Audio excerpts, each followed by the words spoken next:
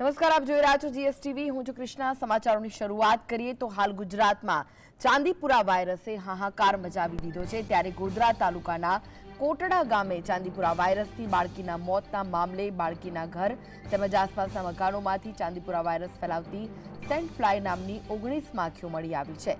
બાળકીના ઘરમાંથી 4 Saint fly માખીઓ મળી આવી છે. તમામ 19 માખીઓને પરીક્ષણ માટે પુના મોકલવામાં આવી છે.